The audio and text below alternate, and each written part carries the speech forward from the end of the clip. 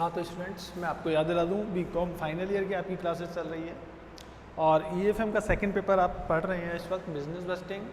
Topic हम ले रहे हैं मास्टर बजट। इससे पहले 2 और 3 क्वेश्चन आपको मिल चुके होंगे और अभी जो हम क्वेश्चन लेने वाले हैं उसकी जो डिटेल्स है मैं आपको प्रोवाइड करा देता हूँ।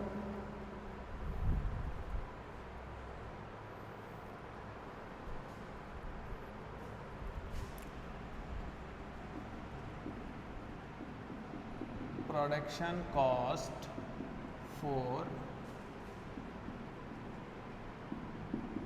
मोनिका लिमिटेड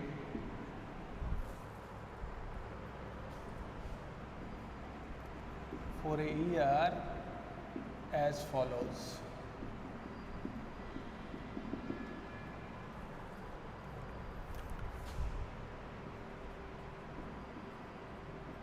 मटेरियल कॉस्ट है आपके लिए 2,50,000, लेबर कॉस्ट 1,75,000,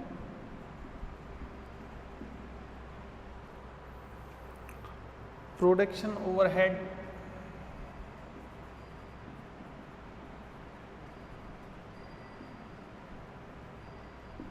वेरिएबल है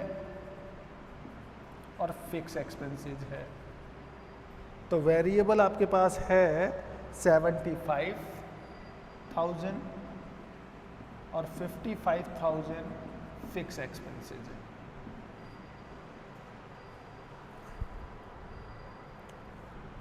टोटल हो जाता है 130।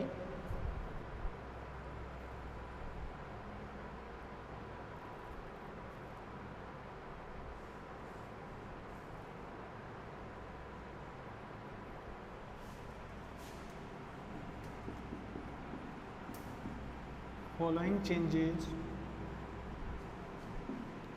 are expected. Number 1,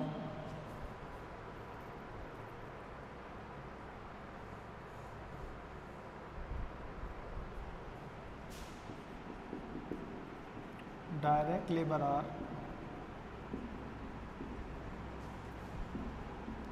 will increase by 5%.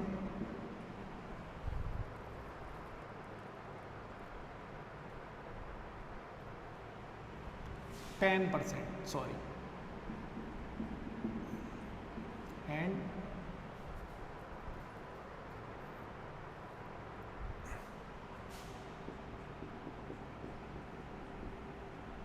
other expenses will remain unchanged.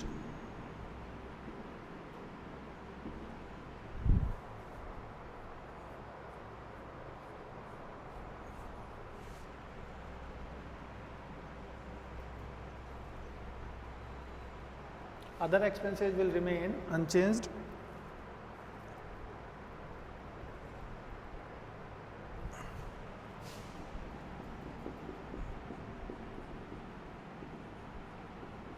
Production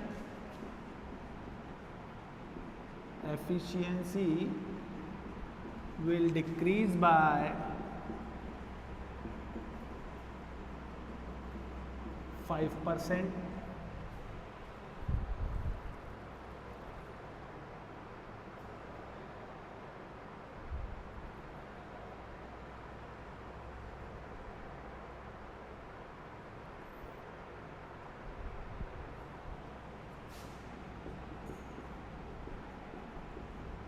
The average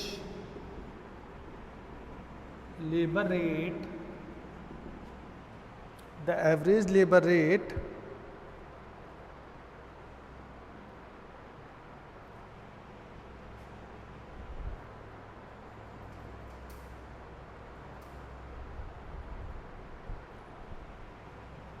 average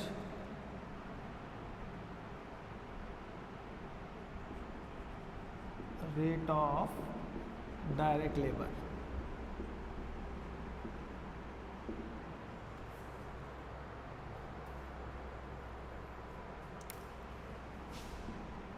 will increase from 7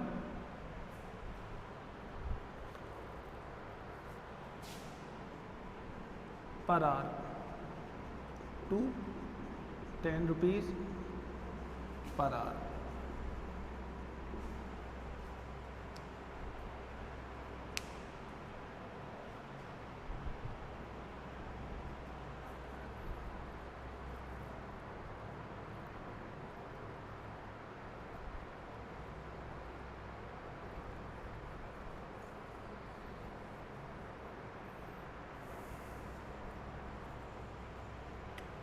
last point अभी रह गया है, तो लास्ट पॉइंट हम यहाँ पे लिख देते हैं, point number 5।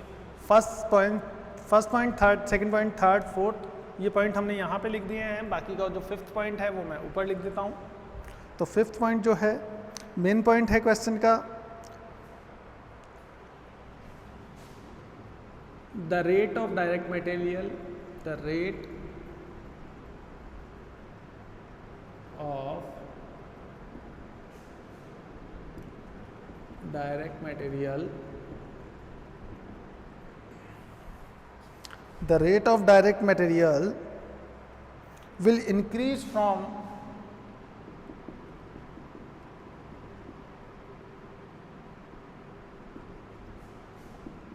rupees 10 per unit to 12 per unit.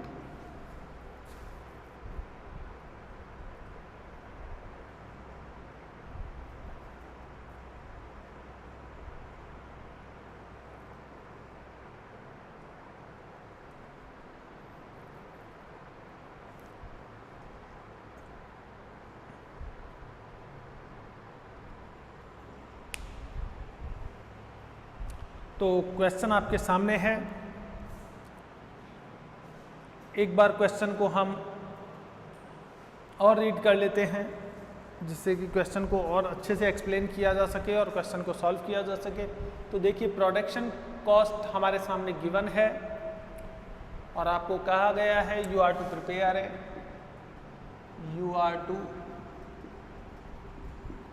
Prepare a production cost budget from the following data.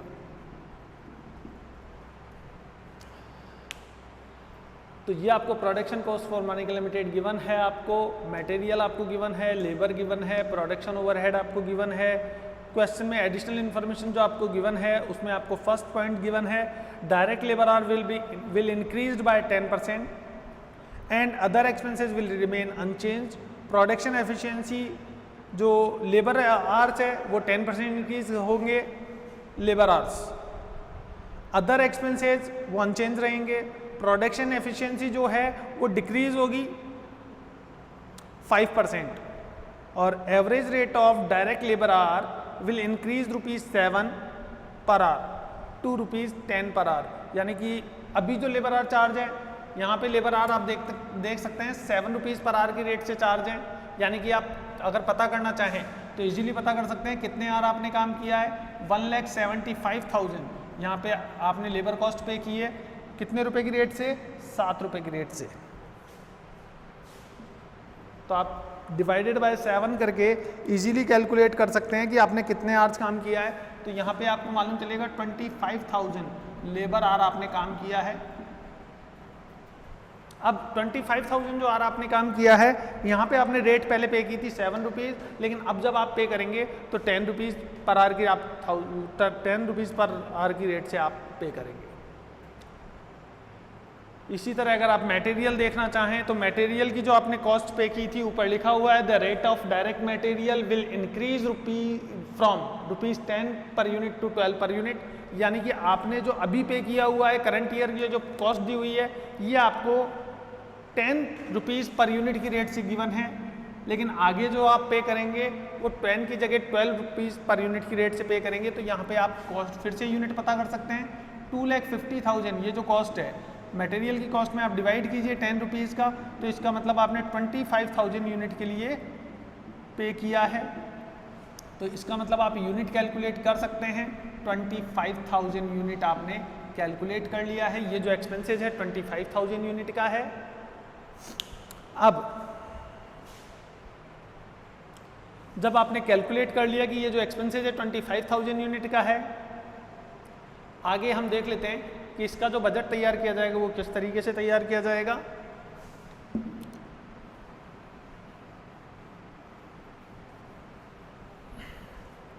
Question में आपको कहा गया है you are to prepare a production cost budget, तो आप प्रोडक्शन कॉस्ट बजट बना रहे हैं। हेडिंग हम डाल देते हैं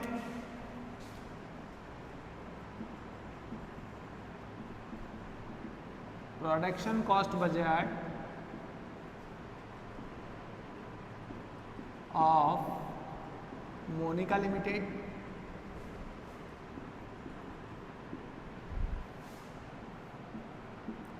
फॉर ईयर एंडिंग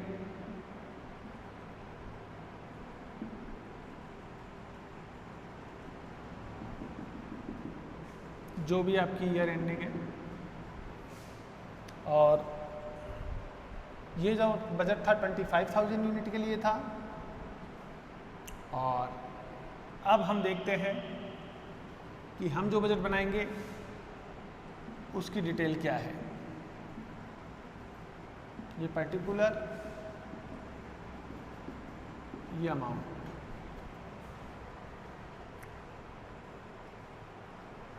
तो यहाँ पे ये कह रहा था हमें कि 10 रुपीज़ की जगह अब जो हमें पे करना है वो 12 रुपीज़ पर एनम या पर यूनिट पे करना है। तो 25,000 यूनिट को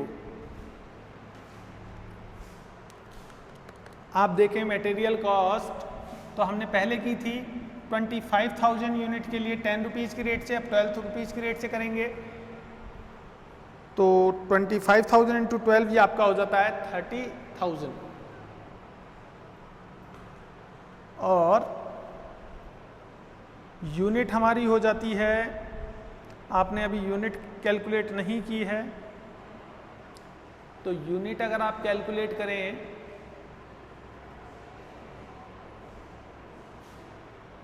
direct labour hours will increase by 10%।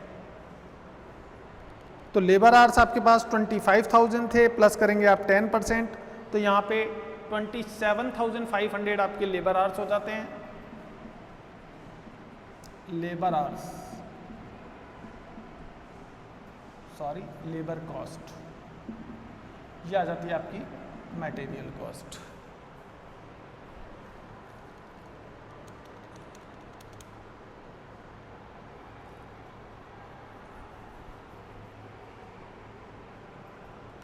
$2,50,000 divided by 10 into 12 ये हो जाता है आपका 3 लाख का मटेरियल होता है। और इसमें कुछ कह रहा है कि आपको, और इसमें और कुछ नहीं कहा गया है।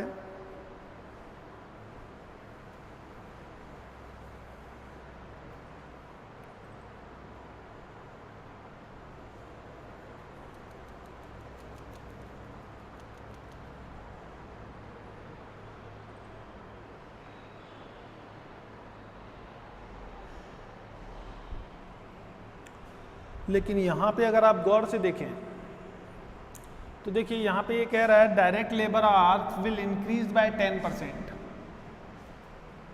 तो लेबर आवर आपके 10% इंक्रीज हो रहे हैं, तो पहले कितने लेबर आवर लग रहे थे आप ये देखेंगे तो 1,75,000 रुपीज़ आपने पे किए 7 रुपीज़ की रेट से। तो यहाँ पे आप कैलकुलेट कर सकते हैं आपने कितने लेबर आवर काम किया है। तो 1,75,000 डिवाइडेड बाय 7, तो आप पाएंगे 25,000 लेबर आवर आपने काम किया है।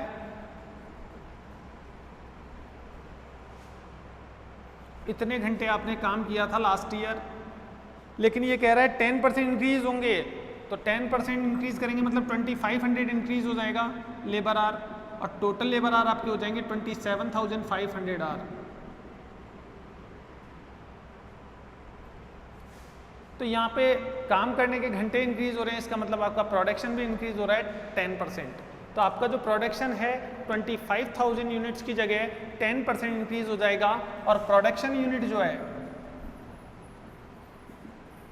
वो 25,000 की जगह 10% इंक्रीज होके आ जाएगी आपके पास 27,500 यूनिट।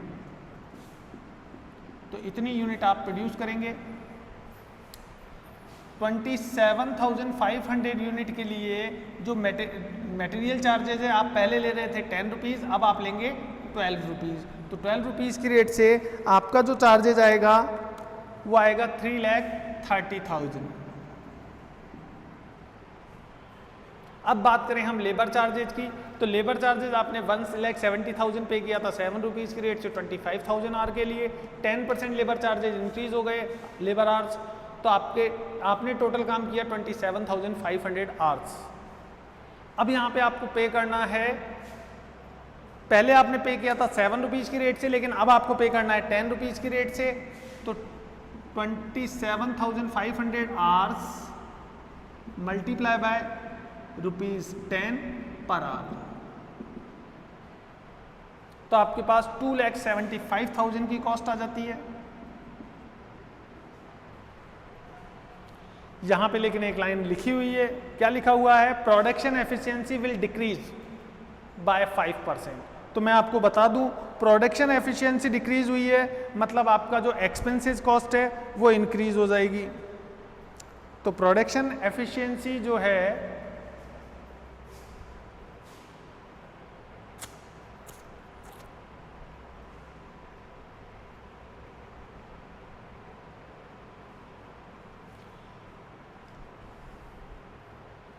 प्रोडक्शन एफिशिएंसी जो है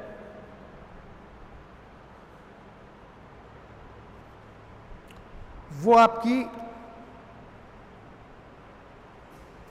डिक्रीज हुई है। प्रोडक्शन एफिशिएंसी डिक्रीज होने का मतलब, पहले अगर कोई काम है जो हम 1 घंटे में कर लेते थे तो अब उसको करने में हमें थोड़ा सा टाइम ज़्यादा लग रहा है।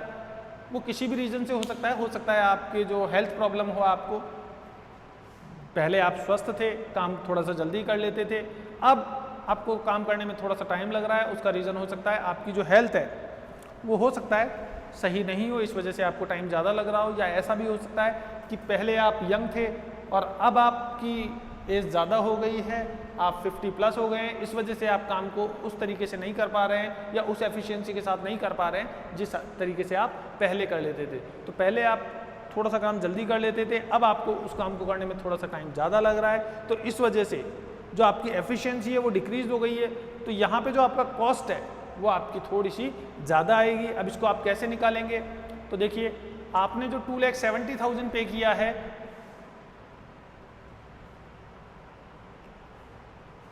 यहाँ पे कैलकुलेट कर लेते हैं। 2,75,000 जो पे किया है ये हमने पे किया है 100% के लिए। 5% आपकी कम हो गई एफिशिएंसी, यहाँ पे लिखा है ना production efficiency will decrease by 5%। तो आपकी प्रोडक्शन एफिशिएंसी 5% डिक्रीज हुई है, मतलब आपका खर्चा जो है, एक्सपेंसेस जो है वो 5% इंक्रीज हो जाएगा। 2,75,000 डिवाइडेड बाय 100 इंटू 105, तो आपका एक्सपेंसेस आ जाता है 2,88,750। ये आपका एक्सपेंसेस हो जाता है। इन दोनों का आप टोटल करेंगे लेबर मटेरियल का, तो आ जाता है आपके पास प्राइम कॉस्ट।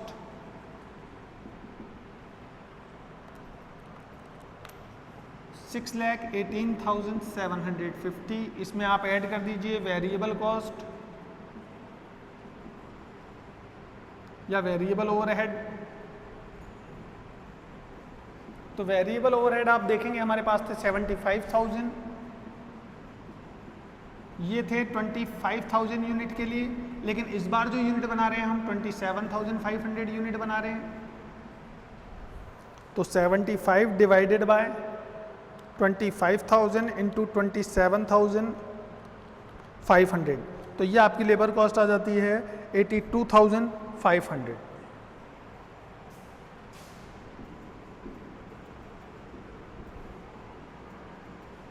इसी के साथ टोटल वेरिएबल कॉस्ट हो जाती है आपकी total variable cost. Prime cost में आप ऐड कर दीजिए 6,18,750 में, तो 7,01,250 ये आपकी वेरिएबल कॉस्ट हो जाती है। इसमें ऐड कर दीजिए फिक्स कॉस्ट फिक्स कॉस्ट आपकी सेम रहेगी जितनी पहले थी, 50,000 55,000 थी तो 55,000 रहेगी। 7,56,250 ये आपकी टोटल कॉस्ट आ जाती है।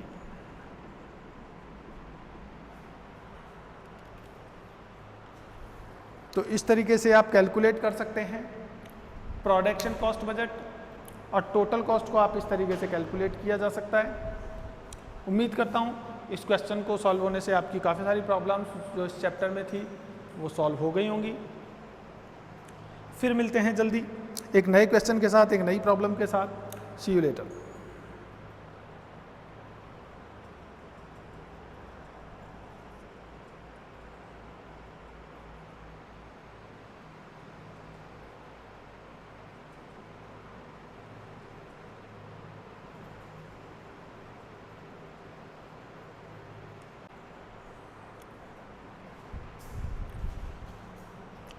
हेलो स्टूडेंट्स, तो बीकॉम फाइनल के लिए ईएफएम का सेकंड पेपर हम पढ़ रहे थे, बिजनेस बस्टिंग।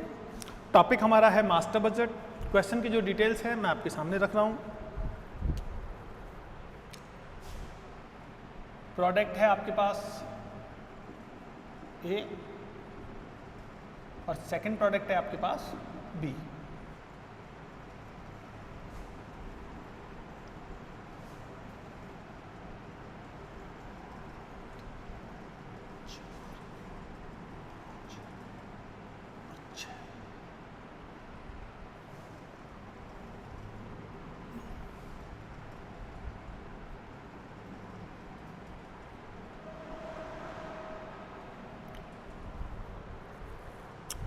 जनवरी टू जून, जनवरी, फैब, मार्च, अप्रैल, मई और जून। एक मंथ और दिया हुआ है, वो है शायद जुलाई।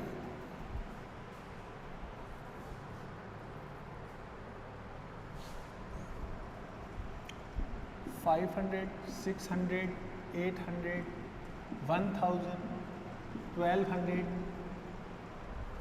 $1,400, $1,200 और $1,000 ये आपको यूनिट्स गिवन है।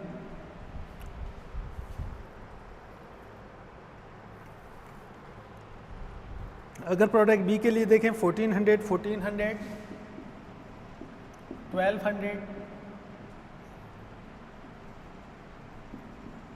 1000।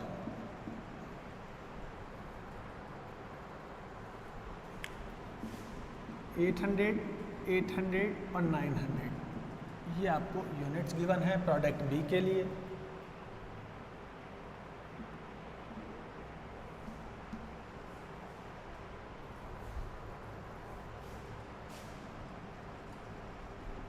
ये मंथ हो गए आपके।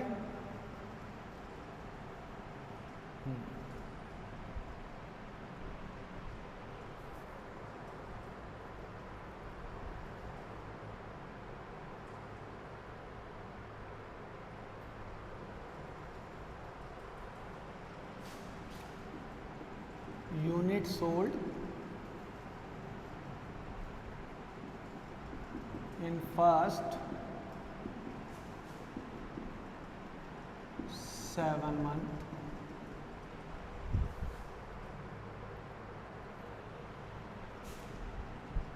of year 2016।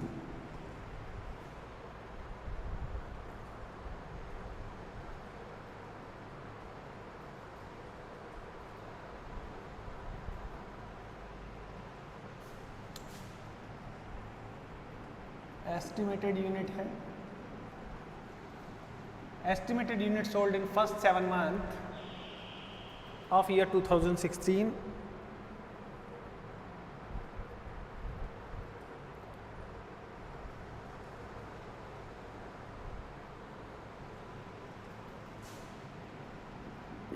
इंफॉर्मेशन है आपके पास, एडिशनल इंफॉर्मेशन है।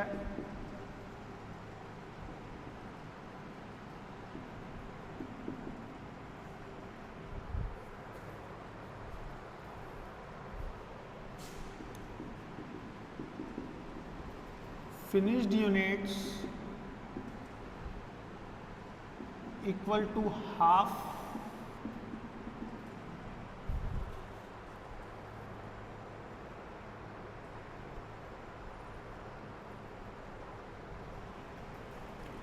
the sales for next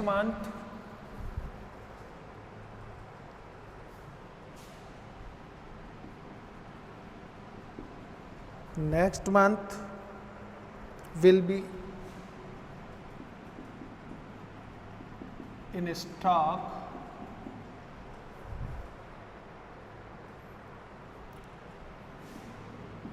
at the end of each month.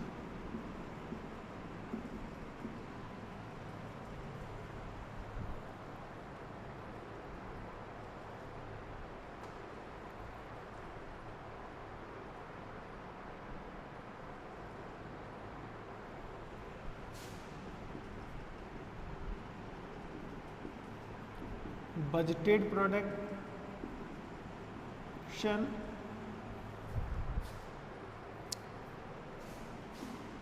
and production cost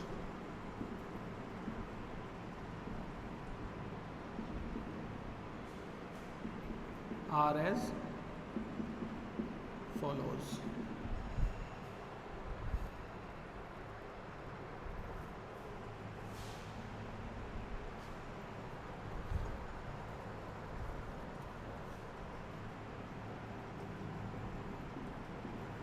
Product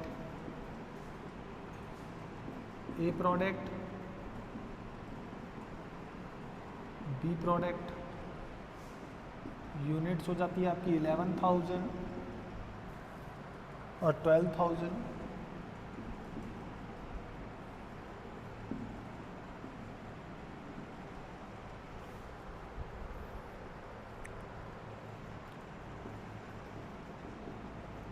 material per unit,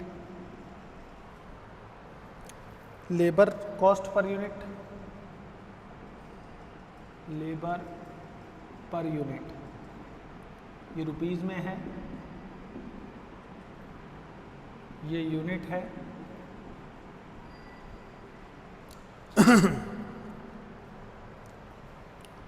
12 rupees, 5 rupees, 19 और 7 रुपीज़। और फिर आ जाता है आपके मैन्युफैक्चरिंग एक्सपेंसेस,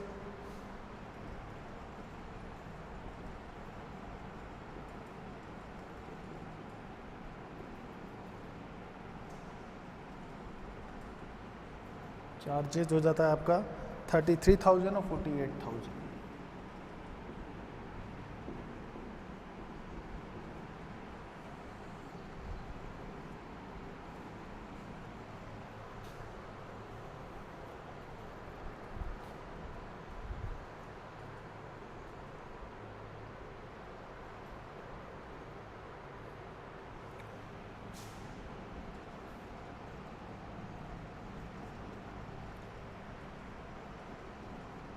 Prepare a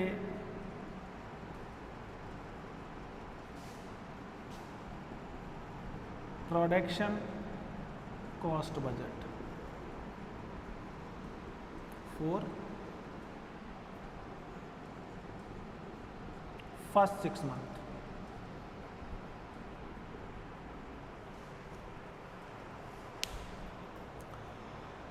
तो देखिए क्वेश्चन आपके सामने है, क्वेश्चन की जो डिटेल है मैं आपको समझा देता हूं, साथ ही इस क्वेश्चन को हम सॉल्व कर लेते हैं। यहां पे आपके पास देखिए एस्टिमेटेड यूनिट्स हैं, estimated units sold in first 7 month of year 2016। Month है जनवरी, फरवरी, मार्च, अप्रैल, मई, जून और जुलाई। आपको जो बजट बनाना है लेकिन फर्स्ट 6 मंथ के लिए बनाना है, यानी कि जनवरी, फरवरी, मार्च, अप्रैल, मई, जून तक आपको बजट बनाना है। और जून की जो सेल्स है, जो जून की प्रोडक्शन यूनिट्स है, उसको कैलकुलेट करने के लिए जुलाई की डिटेल काम में आएगी। इसीलिए आपको जुलाई जो मंथ है इसकी भी आपको डिटेल गिवन है।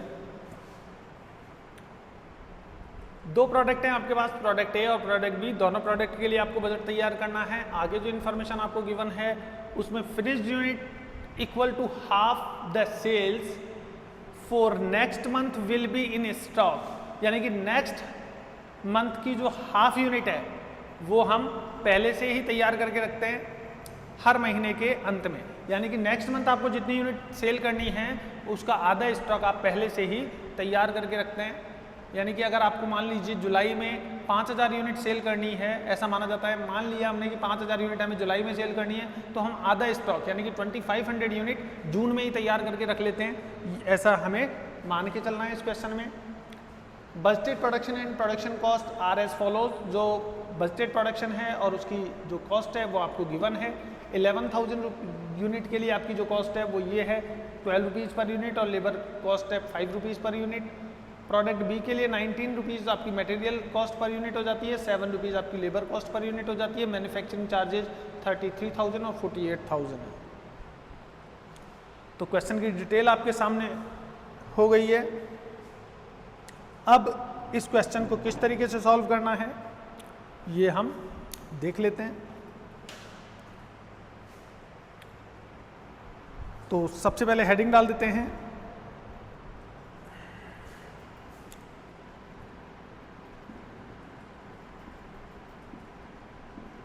Production budget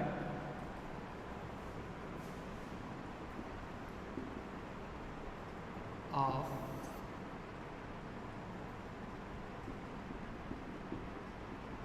Bhumi limited for first 6 months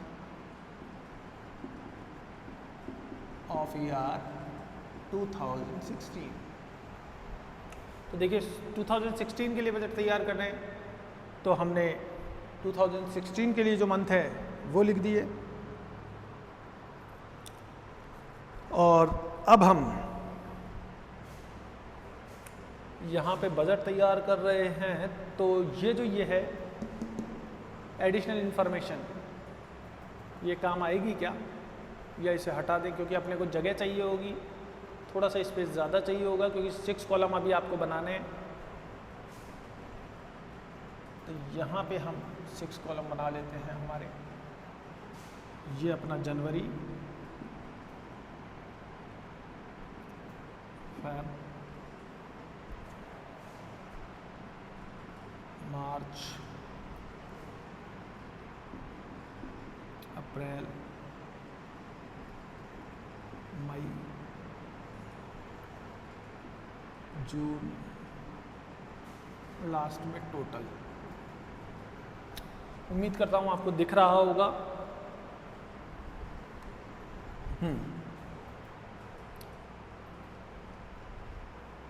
question की डिटेल्स है, आप चाहें तो पढ़ लीजिए एक बार, फिर इसको हम जल्दी अभी यहाँ से ये हम इरेज कर देंगे। Half the sales for next, तो ये तो हमने लिख दिया। ये हमने यहाँ पे लिख दिया the sales for next month will be in stock eight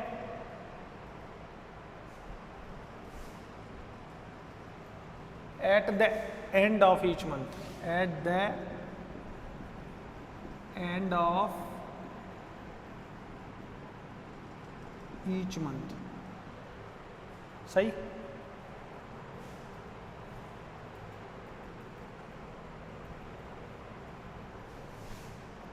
cost are as follows। Clear? तो ये आपने यहाँ पे लिख दिया। क्वेश्चन की सारी डिटेल आ गई है वैसे तो, लेकिन हाँ थोड़ा सा हॉचपॉच ज़रूर हो गया है। हाँ, अब हम देख लेते हैं आपको कॉलम दिखाई दे रहे हैं या नहीं दे रहे हैं। तो जनवरी, फरवरी, मार्च शायद आपको कॉलम दिखाई नहीं दे रहे हैं, तो इस कॉलम्स को हम थोड़ा सा आगे बना देते हैं। मंथ के नाम ही दोबारा लिखने पड़ेंगे बस।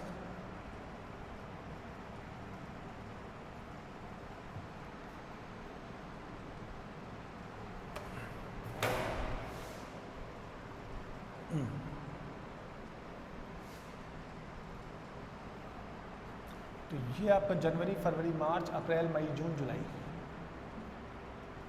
जनवरी, फरवरी, मार्च, अप्रैल, मई, जून और टोटल। अब निश्चित रूप से आपको दिख रहा होगा, मुझे ऐसा लगता है। एक बार चेक कर लिया जाए आपको दिखाई दे रहा है या नहीं। हाँ, शायद अब आपको 100% श्योर दिखाई दे रहा है। अब आपको ये आपके आ जाता है पर्टिकुलर। तो देखिए प्रोडक्शन बजट हम तैयार कर रहे हैं और यहाँ पे हम ले लेते हैं सेल्स इन यूनिट्स। यहाँ पे आ जाता है प्रोडक्ट ए। तो जो बजट हम बना रहे हैं वो किसके लिए है? प्रोडक्ट ए के लिए बजट बना रहे हैं। सेल्स इन यूनिट्स हमने ले लिया। तो सेल्स आपकी इन यूनिट्स में अगर आप देखें तो ये है 500, 600, ठीक है। तो यहाँ पे हम प्रोडक्ट ए की सेल्स लिख देते हैं। जनवरी मंथ के लिए 500, फेब के लिए 600, 800 है मार्च के लिए, अप्रैल के लिए है 1000,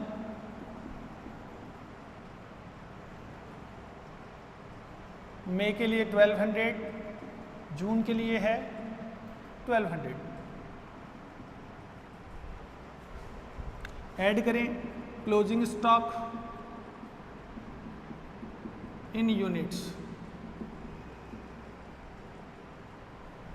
तो क्लोजिंग स्टॉक इन यूनिट्स आप जब ऐड करेंगे तो आप देखेंगे नेक्स्ट मंथ का जो प्रोडक्शन है हम पहले ही तैयार करके रख लेते हैं हाफ। यहाँ पे लिखा हुआ है देखिए, finished units equal to half the sales for next month.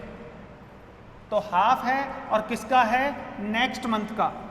तो नेक्स्ट मंथ का हाफ आप पहले ही तैयार कर लेते हैं, यानी कि फरवरी का हाफ। फरवरी में आपको 600 यूनिट सेल करनी है तो इसका हाफ आप 300 पहले से ही तैयार कर लेंगे। ये क्लोजिंग स्टॉक हो जाता है जनवरी के लिए। 800 आपको मार्च में सॉल्व करनी है तो इसका हाफ यानी कि 400 यूनिट आप फरवरी में ही तैयार कर लेंगे। अप्रैल में आपको 1000 यूनिट सेल करनी है तो इसका हाफ यानी कि 500 यूनिट आप मार्च में तैयार करके रखेंगे। मई में आपको 600 सेल करनी है तो यानी कि अप्रैल में आप 600 यूनिट क्लोजिंग स्टॉक में तैयार करके रखेंगे। जून में फिर से आपको 1200 यूनिट सेल करनी है तो आप 600 यूनिट फिर से तैयार करके रखेंगे।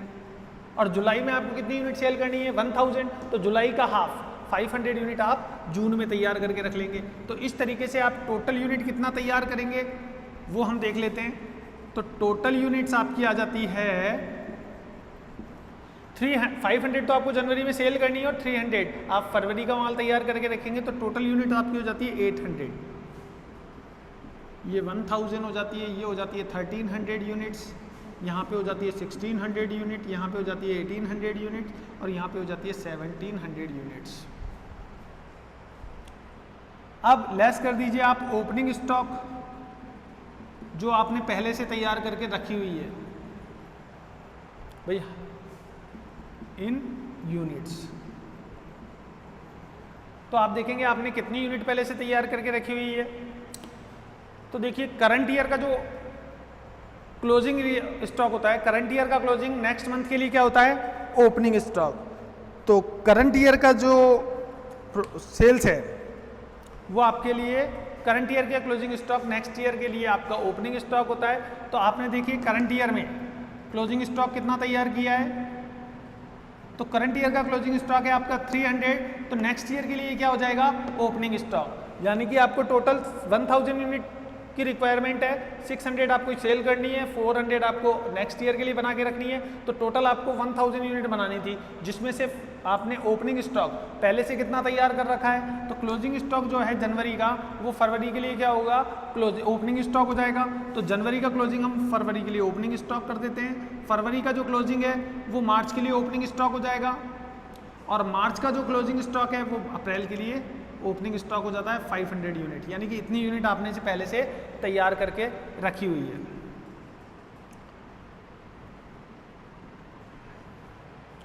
तो प्रीवियस ईयर का जो क्लोजिंग स्टॉक है करंट ईयर के लिए ओपनिंग स्टॉक हो गया है।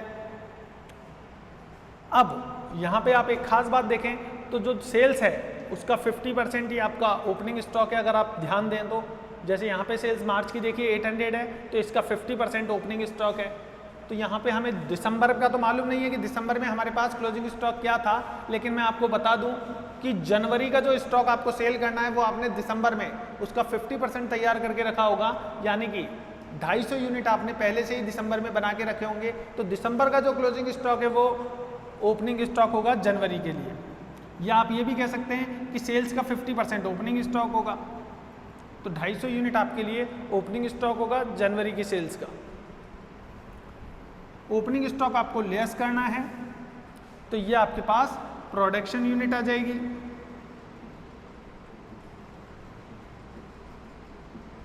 तो देखिए जब भी आपको प्रोडक्शन यूनिट निकालनी हो तो सेल्स में आप क्लोजिंग स्टॉक ऐड कीजिए और ओपनिंग स्टॉक को लेस कीजिए हमेशा। जब भी आपको अगर क्वेश्चन में यूनिट सोल्ड दी हुई है, सेल्स यूनिट दी हुई है और आपको प्रोडक्शन यूनिट कैलकुलेट करनी है तो क्लोजिंग स्टॉक को ऐड कीजिए, ओपनिंग स्टॉक को लेस कीजिए, तो आपके पास प्रोडक्शन यूनिट आ जाएगी। तो यहाँ पे हम क्लोजिंग स्टॉक में से ये ओपनिंग स्टॉक लेस कर रहे हैं, तो आपको 550 यूनिट्स प्रोड्यूस करनी है, यहाँ पे आपको 700 यूनिट प्रोड्यूस करनी है, यहाँ पे आपको 900 यूनिट प्रोड्यूस करनी होगी, 1100 यूनिट यहाँ पे प्रोड्यूस करेंगे आप, 1200 यूनिट यहाँ पे प्रोड्यूस करेंगे और यहाँ पे फिर से 1100 यूनिट प्रोड्यूस करेंगे। अब अगर आप टोटल यूनिट देखें तो आप ऐड कर दीजिए सबको। तो जनवरी, फरवरी, मार्च, अप्रैल, मई और जून का टोटल आप लिख दीजिए टोटल वाले कॉलम में। तो 500 प्लस 600 प्लस 800, 1000, 1200 और फिर से 1200। देखो 500 प्लस 600, 800, 1000 और 2400, ये टोटल हो जाता है 5300। तो 5300 यूनिट्स हैं और यहाँ पे टोटल हो जाता है 300, 400, 500, 600 और 1100। टोटल हो गया 2900। तो 5300 में से अगर आपने लेस किया, सॉरी ऐड किया होगा, 5300 प्लस 2900 ये हो जाता है 8200। अब 2500, 250 सॉरी 250, 300, 400, 500 और 1200, ये हो जाता है 2650। और आपके पास यूनिट आ जाती है 8200 में से लेस कर दीजिए 5550 यूनिट्स। तो आपको प्रोडक्ट ए की जो प्रोडक्शन यूनिट तैयार करनी है वो टोटल 6 मंथ की करनी है 5550 यूनिट्स। ये जनवरी, फरवरी, मार्च, अप्रैल, मई, जून, इन सबकी जो यूनिट मिला के बनाएंगे आप 5550 यूनिट आप प्रोड्यूस करेंगे प्रोडक्ट ए के लिए। अब आप सेम इसी तरीके से प्रोडक्ट बी के लिए भी तैयार कर सकते हैं बजट। आप यहाँ पे चाहें तो बड़े बड़े अक्षर में लिख सकते हैं प्रोडक्ट ए फॉर प्रोडक्ट ए। तो ये बजट है प्रोडक्ट ए के लिए। अब आप ठीक इसी तरीके से प्रोडक्ट बी के लिए बजट तैयार कर सकते हैं और टोटल यूनिट आप 5550 ये यहाँ पे लिख दीजिए।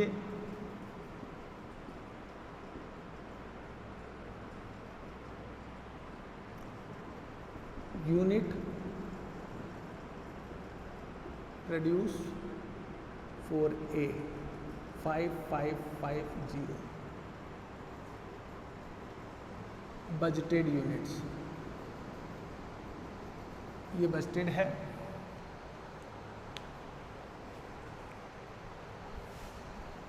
अब हम प्रोडक्ट बी के लिए डिटेल्स तैयार कर लेते हैं।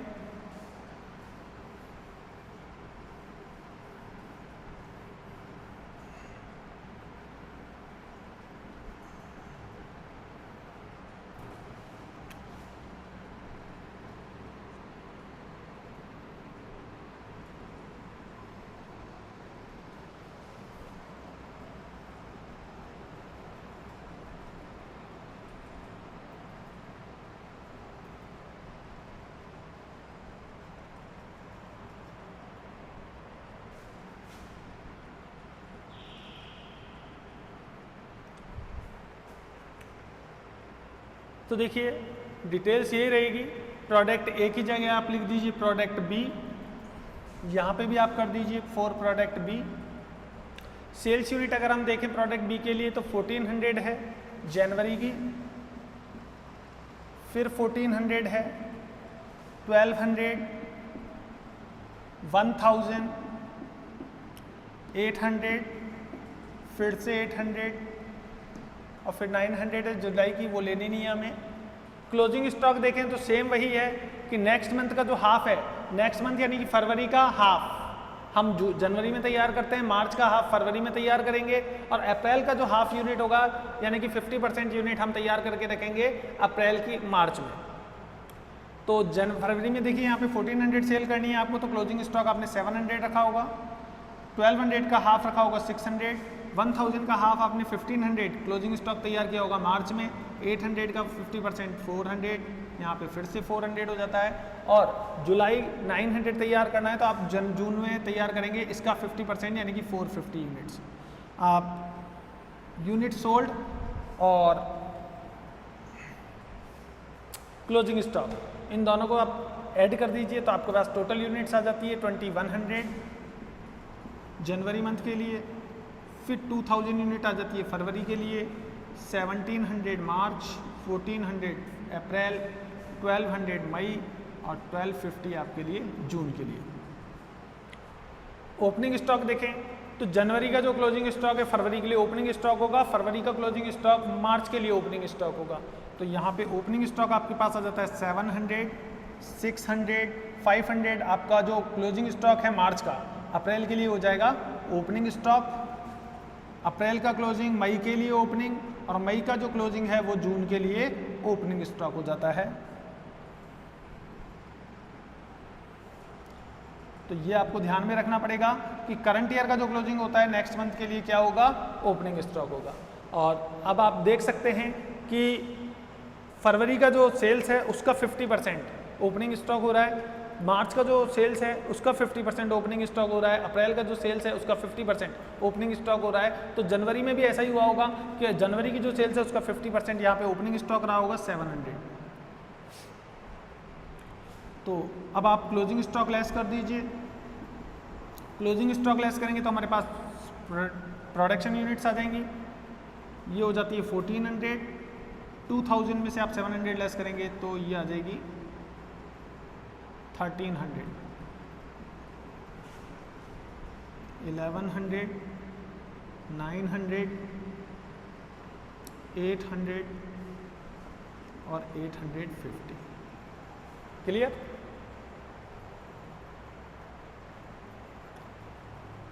अब टोटल कर लीजिए 6 मंथ में आपको कितनी यूनिट बनानी है, तो एक बार 1400 प्लस फिर से 1400, 1200, 1000 और 1600, टोटल हो जाता है 6600 यूनिट्स।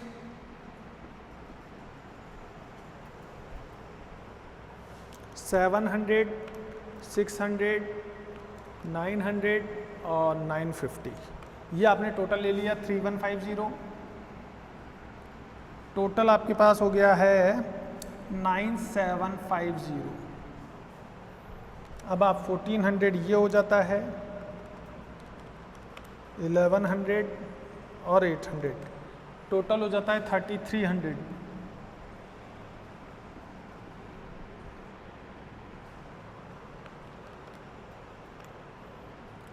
8450, ये आपका टोटल रहता है 6450।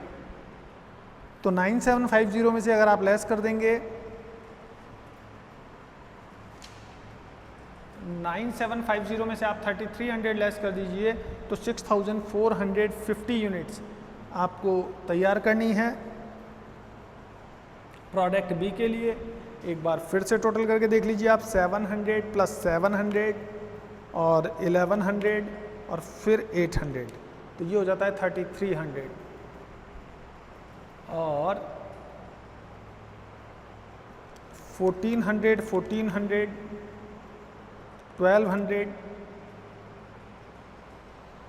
1000 और 1600, ये हो जाता है 6600। फिर हम यहाँ पे ले लेते हैं अब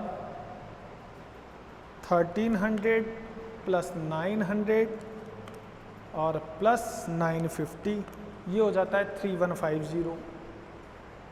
तो 3150 और 6600, 9750 माइनस कर दीजिए 3300, तो 6450 ही आ रहा है आपका यूनिट्स।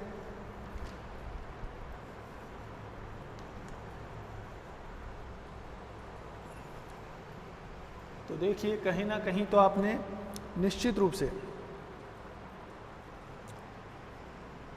माइनस किया है। तो 2100 से 2000, 1700, 1400, 1200 और 1250, ये सही है यहाँ पे। नेक्स्ट ईयर का हाफ, तो हो नेक्स्ट ईयर का हाफ यहाँ पे ये गलत हुआ है। आप देखिए यहाँ पे 1200 का 50% आएगा, तो 1200 का 50% होता है आपके 600, और यहाँ पे 1000 का 50% आएगा 500,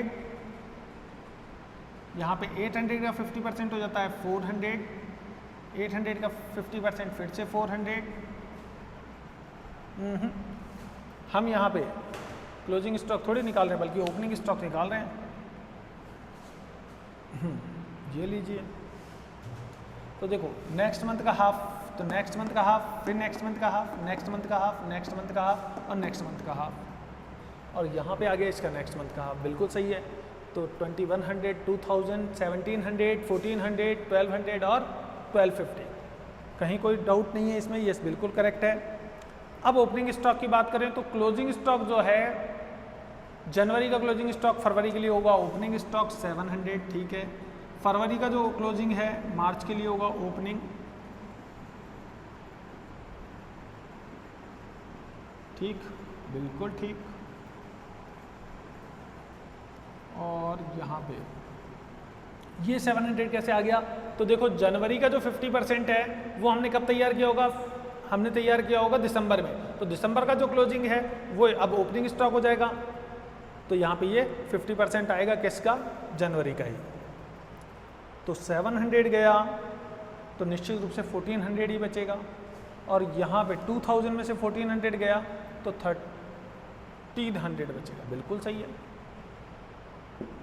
17 में से 600 गया तो 1100 बचेगा, 14 में से 500 गया 900 बचेगा, 12 में से 400 गया 850 बचेगा, और यहाँ पे ये 800 और ये 850 बिल्कुल सही आ रहा है जी, कहीं कोई डाउट नहीं है इसमें। फिर हम बात करें 1400, 1300, 1100, 900, 800 और 850।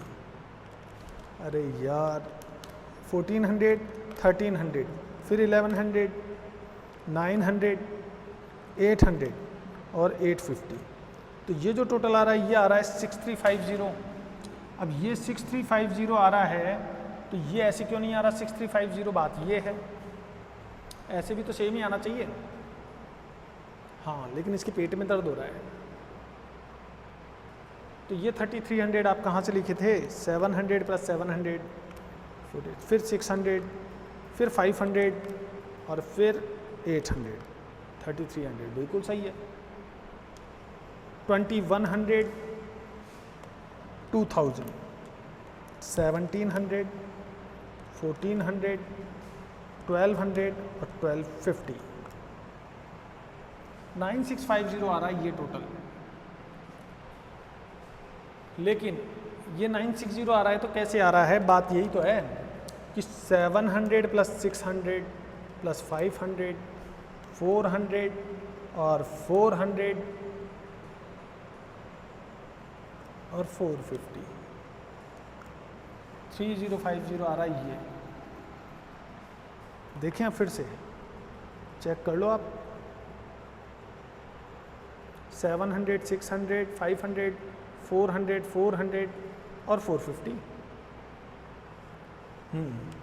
तो ये जो टोटल है ये मिस्टेक हो रहा था, जिसकी वजह से यहाँ पे ये प्रॉब्लम चल रही थी। तो यहाँ पे इन दोनों का टोटल होता है 9650, जिसमें से 3300 लेस करते हैं तो 6350 यूनिट आपको तैयार करनी है। प्रोडक्ट बी के लिए 6350 यूनिट प्रोडक्ट बी की आपको तैयार करनी है। तो प्रोडक्ट ए के लिए वो यूनिट और 550 आपको प्रोडक्ट ए के लिए यूनिट तैयार करनी है, प्रोडक्ट बी के लिए आपको 6350 यूनिट्स तैयार करनी है। अब ये आपका प्रोडक्शन बजट है। अब हम प्रोडक्शन कॉस्ट देख लेते हैं।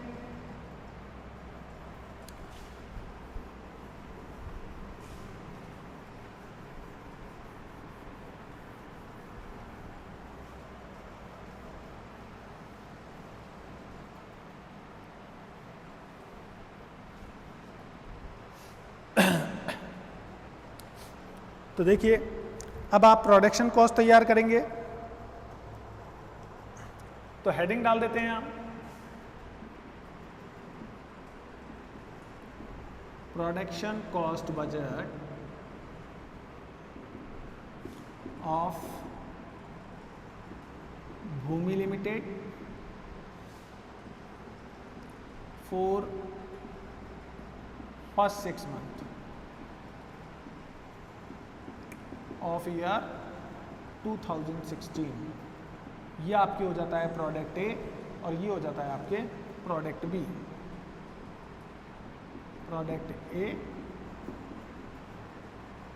प्रोडक्ट बी, यूनिट्स आ जाती है आपके पास 5550, ये ए की यूनिट, और बी की यूनिट हो जाती है 6350, ये बी की यूनिट। यहाँ पे पर्टिकुलर आ जाता है अदर डिटेल्स। तो आपके पास जो एक्सपेंसेस थे ये है मटेरियल, लेबर और मैन्युफैक्चरिंग, 3 एक्सपेंसेस है। तो यहाँ पे आप लिख दीजिए मटेरियल कॉस्ट, लेबर कॉस्ट और मैन्युफैक्चरिंग कॉस्ट।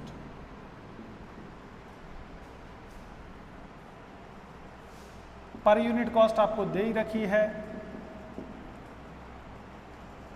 अब दोनों की अलग अलग है तो ज़्यादा अच्छा है कि आप इसी तरीके से देख लें।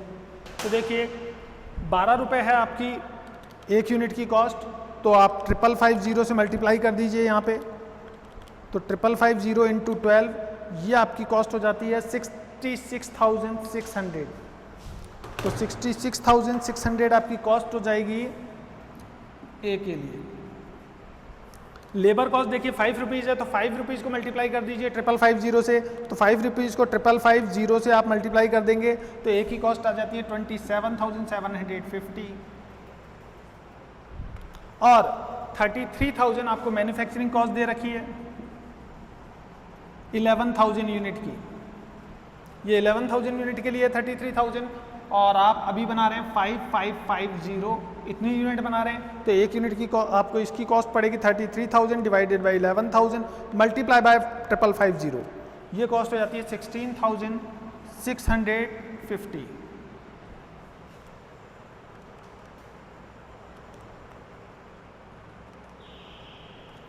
टोटल 66,600 प्लस 27,750 और 16,650, ये टोटल कॉस्ट आ जाती है 1,11,000 प्रोडक्ट ए के लिए।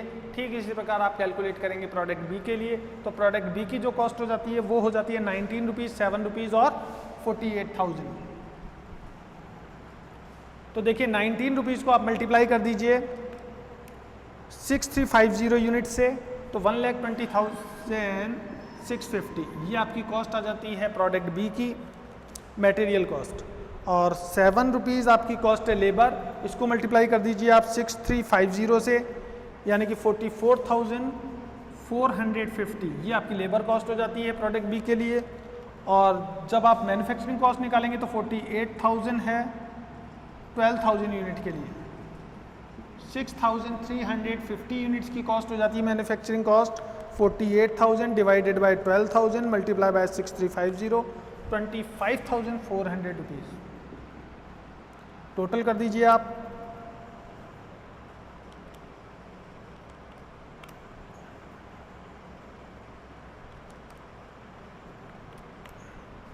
$1,90,500, ये आपकी हो जाती है total variable cost. Fix cost question में आपको गिवन नहीं है, तो फिक्स कॉस्ट अगर क्वेश्चन में गिवन नहीं है तो आपकी जो टोटल कॉस्ट रहेगी वो सेम रहेगी।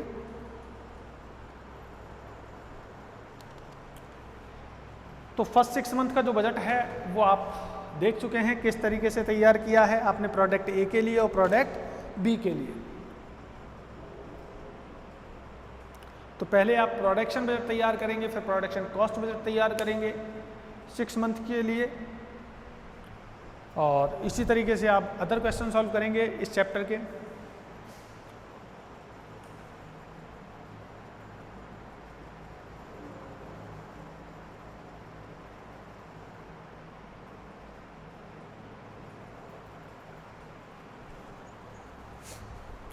जल्दी फिर मिलेंगे एक नई प्रॉब्लम के साथ, नए सॉल्यूशन के साथ।